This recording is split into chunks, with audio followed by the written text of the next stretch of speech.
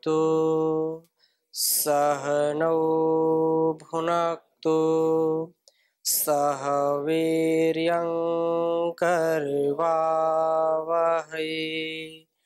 तेजस्विनावधीतमस्तु मा विद्विषावहै। ओम शांति शांति शांति। वैदिक जीवन पद्धति की इस कक्षा में आप सबका हार्दिक स्वागत है, अभिनंदन है। यजुर्वेद के 18वें अध्याय के हमने 8 मंत्रों का स्वाध्याय किया था। यज्ञ का संदर्भ चल रहा है और यज्ञी भावना से हम सामर्थ्यशाली बने, सामर्थ्य को प्राप्त करें।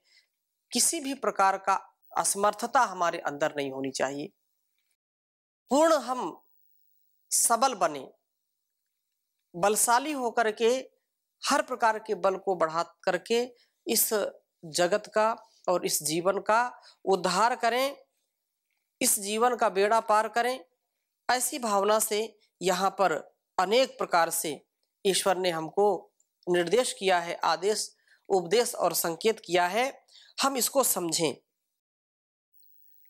इस दृष्टि से आज हम 9वें मंत्र का स्वाध्याय करेंगे।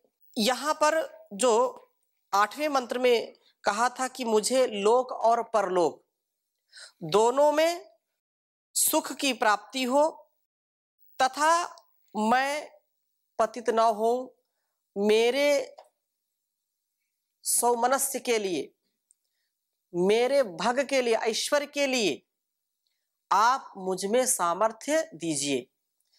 इस लोक के लिए, उस लोक के लिए, श्रेय के लिए भी और प्रेय के लिए भी, अभ्युदय के लिए भी और निश्रेयस के लिए। उसी क्रम को आगे बढ़ा रहे हैं और 9वें मंत्र को देखेंगे एक बार।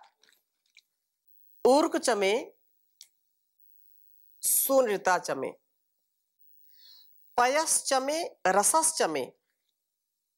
क्या सुंदर बात कही है।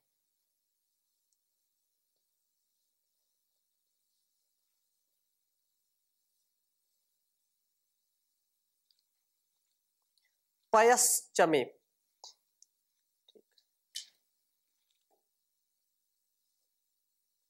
पयस चमे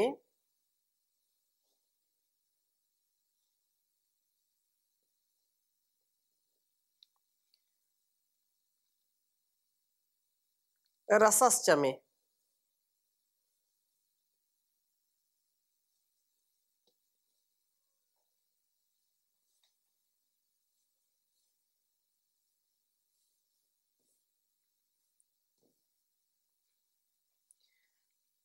घृतम चमे,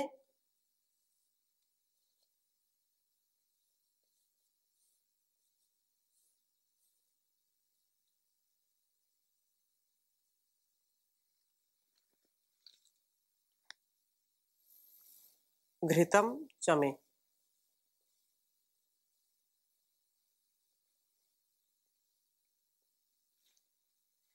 मधु चमे,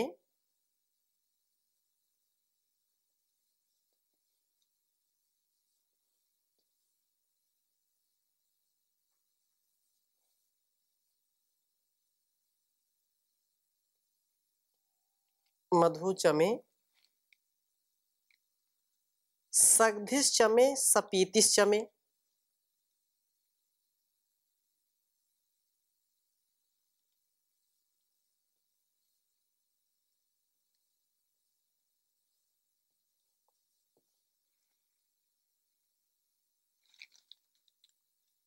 सग्धिस चमे,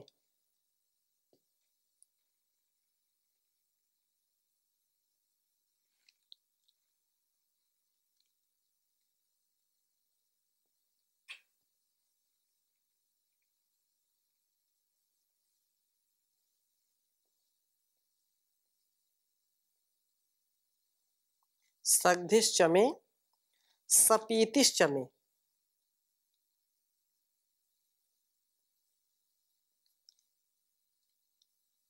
व्याकरण के ग्रंथों में इसका उदाहरण काफी आता है। सग्धिश्चमे सप्येतिश्चमे का।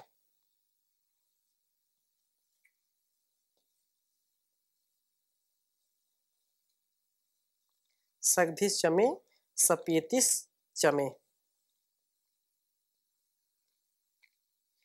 कृषिश्चमे वृष्टिश्चमे।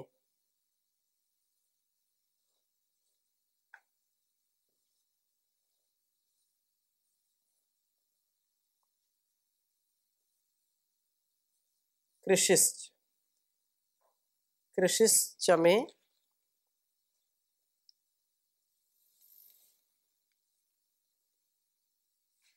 कृषिश्चमे वृष्टिश्चमे।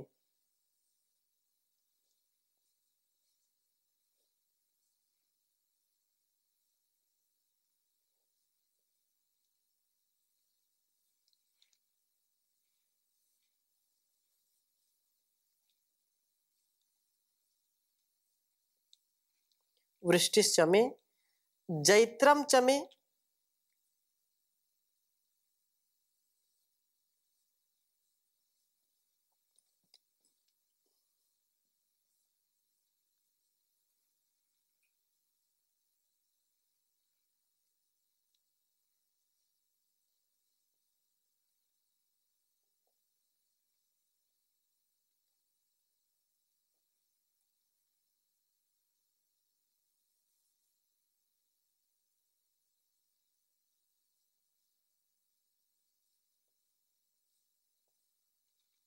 जैत्रम चमे औद्भिद्यम चमे। चमे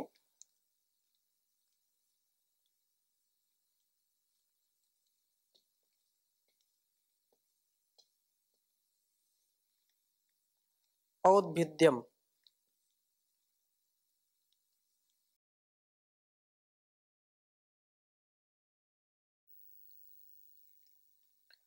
औद्भिद्यम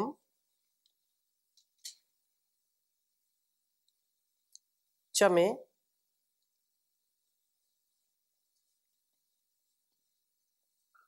यज्ञेन कल्पन्ताम।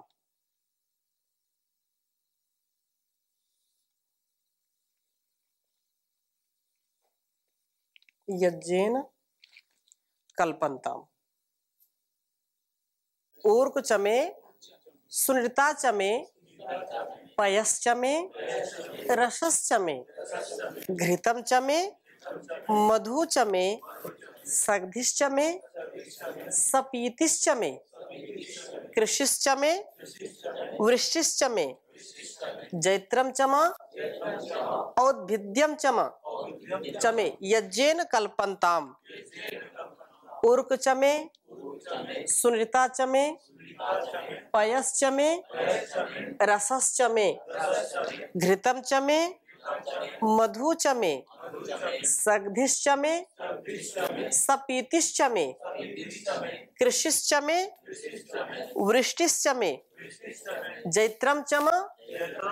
इसमें मैं भी बोले जैत्रम चमे औद्भिद्यम चमे यज्ञेन कल्पन्ताम। तो ये 18वें अध्याय का जो है 9वां मंत्र, और इसका भाव इस प्रकार से है कि हम जीवन में मेल जोल से रहें। पुरुषार्थ का जो मेल जोल और पुरुषार्थ का यज्ञ है, इससे हम सदा बढ़ते रहें, उन्नति को प्राप्त करते रहें। तो ऊर्क चमे बहुत सुंदर प्रार्थना की है, और ये कहा कि ऊर्क चमे अर्थात मुझे बल व प्राण शक्ति प्राप्त हो, और सुनृता चमे सुउन्नृत मेरी वाणी उत्तम दुख के परिहार वाली तथा सत्य हो। मेरी ऐसी वाणी हो सुनृता, सुंदर हो और सत्य से युक्त हो, छल कपट झूठ फरेब से युक्त नहीं होनी चाहिए, अच्छी हो।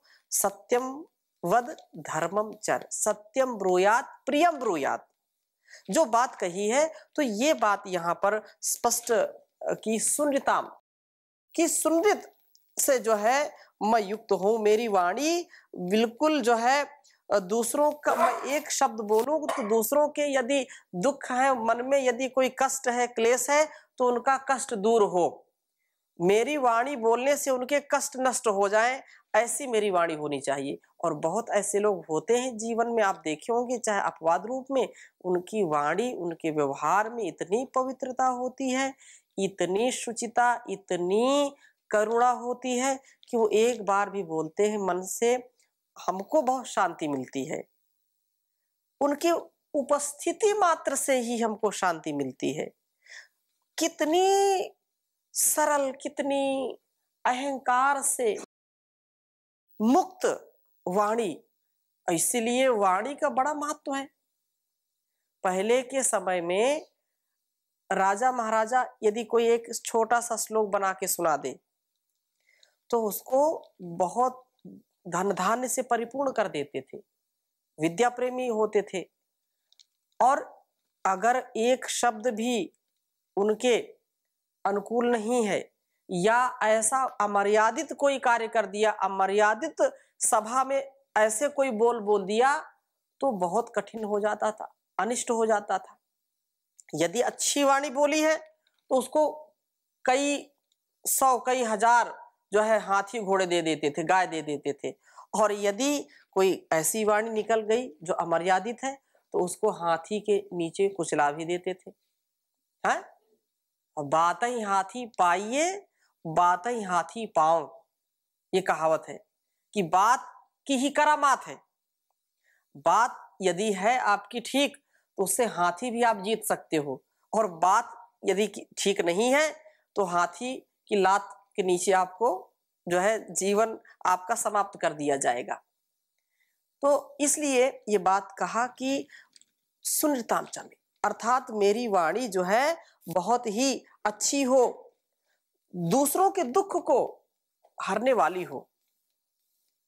सबसे मीठी वाणी बोल, यही भेंट अनमोल, न किसी को कभी भी तू सताना रे, हो लेके जग से बुराई मत जाना रे। ऐसी वाणी है। सत्य वचन ना बोल सको तो झूठ कभी भी मत बोलो, मौन रहो तो ही अच्छा, कम से कम विष तो मत घोलो, बोलो यदि पहले तोलो तुम, फिर मुंह को खोला करना, पुष्प नहीं बन सकते तो फिर कांटे बनकर मत रहना। ऐसे जीवन को हम जिए, यदि हम पुष्प नहीं बन सकते हैं, किसी को प्रकाशित नहीं कर सकते हैं, तो किसी के जीवन में अंधकार करने का कोई अधिकार नहीं है। किसी को हम जीवन दे नहीं सकते हैं तो किसी के जीवन को लेने का भी कोई अधिकार नहीं है हमारा। इसलिए हम अच्छी वाणी से युक्त हों और दूसरों को भी भलाई के लिए बोले, उसकी भलाई हो और हमारी भी उसमें भलाई हो। ना अधिक बोलना, कुछ लोग केवल बोलते ही रहते हैं। अधिक भी नहीं बोलना, कम भी नहीं बोलना, जितना हो नपा तुला बोलना है और दूसरों के कष्ट हरने के लिए। एक दोहा कबीर जी ने लिखा, अति का भला न बोलना, अति की भली न चूप, अति का भला न बोलना, अति की भली न चूप, अति का भला न बरसना, अति की भली न धूप रे कबीरा, अति की भली न धूप। कुछ लोग बहुत बोलते हैं और सोचते हैं कि मैं बोलता हूं तो लोगों को अच्छा लगता है, लेकिन लोग उनसे पीछा छुटाते हैं, जल्दी से आप जाइए। ऐसे भी नहीं बनना। जैसे अधिक धूप भी अच्छी नहीं है और अधिक बरसात भी ठीक नहीं है, जो संतुलित है, मर्यादित है, संयमित है, ऐसी वाणी हो। तो कहा कि सुनृताचा में मुझको ऐसी शक्ति दीजिए ताकि मेरी वाणी दूसरों के कष्टों को हरने वाली हो, सत्य हो। इस शक्ति व मधुर वाणी की प्राप्ति के लिए पयः च में मैं दूध का प्रयोग करूं, ये भी एक बड़ा वैज्ञानिक पक्ष है। दूध का अभी जब आहार की हम आगे चर्चा करेंगे तो इसको विस्तार से लेंगे, परंतु ये बात सत्य है कि दुग्ध पान करना ये हमारे वाणी को, हमारे विचार को और हमारे आरोग्य को बढ़ाता है। विचार, सद्विचार आएंगे, वाणी भी अच्छी होगी, स्वास्थ्य भी अच्छा होगा, रोग प्रतिरोधक क्षमता भी बढ़ेगी। गोदुग्ध का सेवन निश्चित रूप से करना चाहिए। तो उसके लिए कहा, एक तो गोदुग्ध पयः, और इसको जान भी कहते हैं। जान यदि आएगा तो वाणी अच्छी होगी। दूसरा पक्ष ऐसा भी समझिए आप, जितना व्यक्ति जान को अपने जीवन में उतारेगा उतना ही उसके अंदर निरभिमानिता, निरहंकारिता आएगी। अध जल गगरी छलकत जाए, भरी गगरिया चुप्पे जाए, एक कहावत है? अल्प विद्या भयंकरी। जो छोटे छोटे जो है हम ग्रंथों को पढ़ लेते हैं और इससे फिर क्या हम समझते हैं हमसे ज्यादा पंडित कोई है ही नहीं, ऐसा जो करते हैं वो अहंकार से युक्त होते हैं। लेकिन जितना गंभीर विद्वान होगा उसकी वाणी उतनी ही मधुर होगी, उतनी ही श्रेष्ठ होगी, उसकी बातों में उतना ही वजन होगा। कम बोलेगा लेकिन जो बोलेगा नपा तुला और अच्छा बोलेगा। अपवाद की मैं चर्चा नहीं करता, हो सकता है कई ऐसे भी विद्वान हो कि जो इससे थोड़ा सा और विपरीत भी आचरण करते हो, लेकिन उसका चाहे वो उत्साह की वाणी हो, चाहे प्रेम की वाणी हो, चाहे क्रोध पूर्वक वाणी हो, वो जो भी वाणी बोलेगा वो प्रभावशील होगी, प्रभावशाली होगी, लोगों के अंदर उसका बहुत बड़ा प्रभाव पड़ता है। इसको हमको सुनिश्चित जो है कर लेना चाहिए।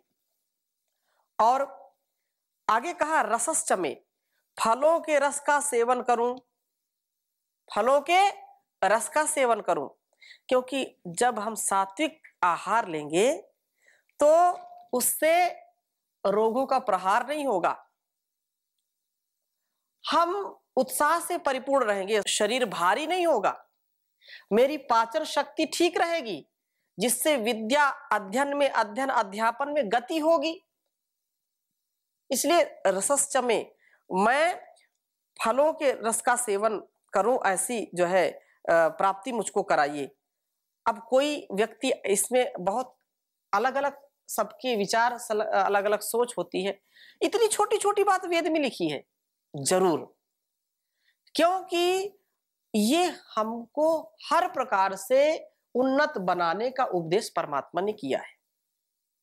कोई भी ऐसा व्यवहार नहीं जो वेदों पर जो है हमको न मिले। वेदों को पढ़ने पढ़ाने से, समझने समझाने से हमारे जीवन की बहुत सारी गुत्थियां सुलझ जाती हैं निश्चित रूप से। अब बहुत तर्क चलते हैं कि दूध नहीं पीना चाहिए, बहुत ऐसे बहुत बड़ी मोटी मोटी कई पुस्तकों में लोग ने अब रचना कर दी कि ये दूध पीना, जब मांसाहार नहीं करना चाहिए तो दूध भी मांसाहार से इसका सेवन नहीं करना चाहिए, पाप है। ऐसी बातें करते हैं उल्टी। खैर, इसकी चर्चा हम आहार के संदर्भ में, जब आहार की चर्चा करेंगे तो उस पर विस्तृत चर्चा करेंगे। अभी जो संकेत यहां पर दिया उसकी थोड़ी चर्चा करते हैं आपके बीच में। आगे कहा कि मैं दूध का ही प्रयोग करूं, फलों के रस का प्रयोग करूं, ऐसा सामर्थ्य प्राप्त कराइए, और इसी उद्देश्य से घृतम चमे, घृत का प्रयोग करूं। आयुर्वै घृतम, घृत से आयु बढ़ती है। लेकिन इसका तात्पर्य ये नहीं कि सामर्थ्य 2 चम्मच खाने का है और खा लिए जो है 250 ग्राम 500 ग्राम ले लिया, कटोरा ले लिया पूरा, कि ये तो जो है आयु है, इसमें आयु बढ़ेगी, तो उससे आयु और क्षीण हो जाएगी, क्योंकि जो सार है शरीर का वो भी चला जाएगा, दस्त लग जाएंगे। पहले कई ऐसे जो है लोगों को भी मैंने स्वयं भी देखा, पाचन शक्ति बहुत अच्छी होती थी, आधा आधा किलो 1-1 किलो घी पी जाते थे और बिल्कुल वो बैठे रहते थे। बैठे मतलब उनको कोई नहीं काम, मतलब काम करते तभी तो पी पाते थे घी। हानि नहीं होती थी। और अभी किसी को आप 200 ग्राम 100 ग्राम घी पिला दो, उसको कितने दस्त लगेंगे, क्योंकि पाचन शक्ति क्षीण हो गई है। जो सामर्थ्यशाली है वो पिए, लेकिन कहावत है कि खाया हुआ अपना नहीं होता है, पचाया हुआ अपना होता है। तो घृत ले, लेकिन संतुलित लें। और मधु चमे, मैं शहद का सेवन करूं, क्योंकि ये निरापद है। निरापद का मतलब इसमें कोई साइड इफेक्ट नहीं है। निरापद का तात्पर्य क्या है? साइड इफेक्ट जिसमें नहीं है कोई भी नहीं। अगर औषधि के रूप में, अब ऐसे तो आप, जैसे मैंने घी का उदाहरण दिया, अब आप दूध भी आप 1 गिलास पी सकते हो, इस जितने में आपको फायदा हो, और आप 2 लीटर पी गए तो नुकसान करेगा, या कुछ ऐसी स्थिति में पी गए जिसमें नहीं पीना चाहिए तो भी नुकसान करेगा। तो उसका एक तरीका है, एक सिस्टम है।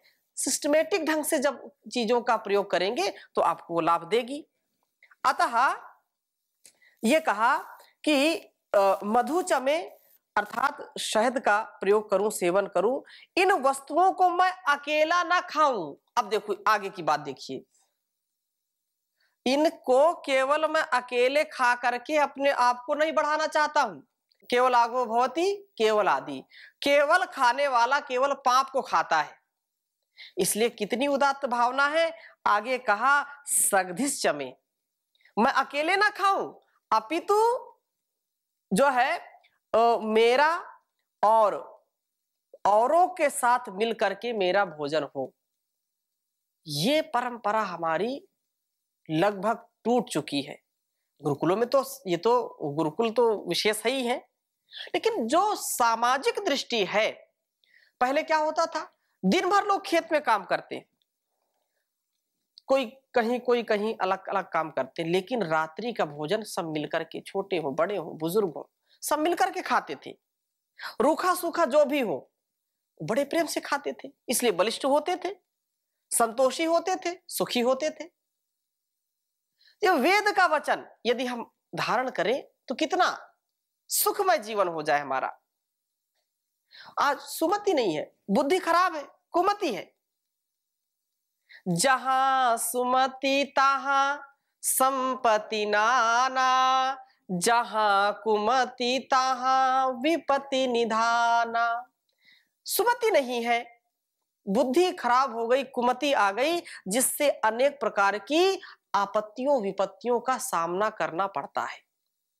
और पहले जब संयुक्त परिवार होते थे तो वहां विपत्तियां भी आती थी, तो भी लोग घबराते नहीं थे, एक दूसरे का सहयोग करते थे।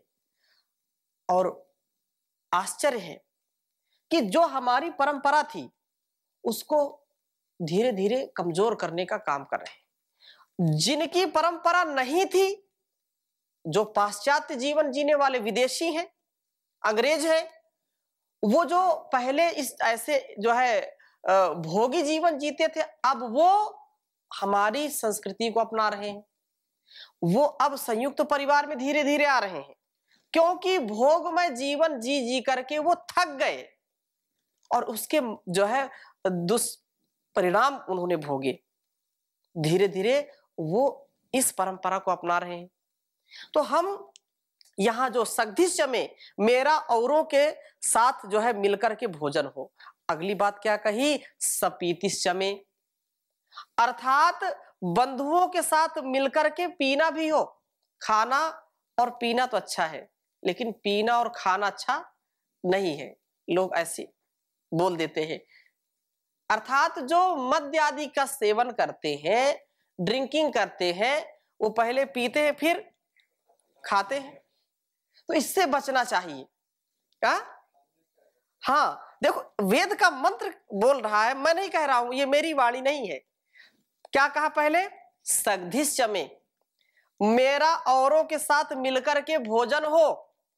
और फिर बाद में क्या कहा, सपीतिस चमे, बंधुओं के साथ मिलकर के पीना हो।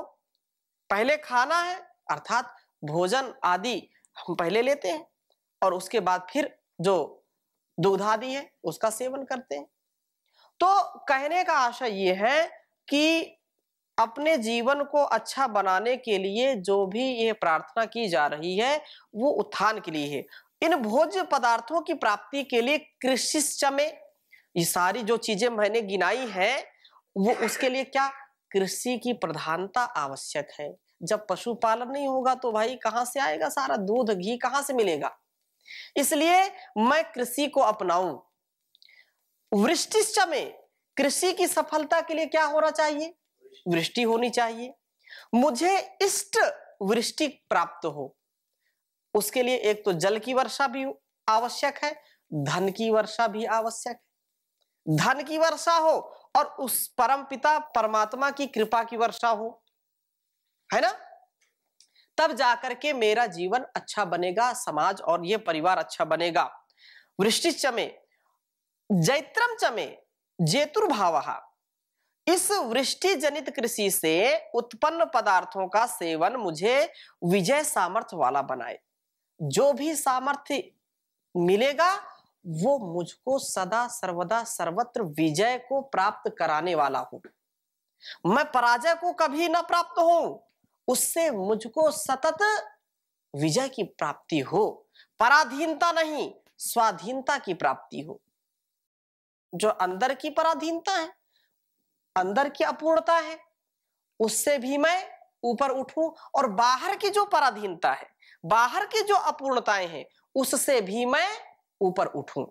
और ये कहा औद्भिद्यम चमे, इस विजय सामर्थ्य के लिए आम्रादि वृक्षों की उत्पत्ति मुझे प्राप्त हो। ये सब वस्तुएं यज्ञ के द्वारा उस परम पिता प्रभु के संपर्क के द्वारा मुझे कल्पनता अर्थात मुझे सामर्थ्य संपन्न बनाए।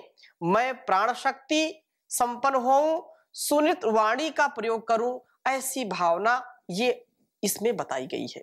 तो बहुत अच्छा है। इसकी चर्चा मैं थोड़ी सी अगली कक्षा में और करूंगा ताकि और स्पष्ट हो जाए। ये हमारे लिए बहुत अनुकरणीय है, ये हमारे आचरण में आए। ऐसी शुभ भावना के साथ आज की कक्षा को यहीं पर विराम देते हैं। ओ शांति शांति शांति।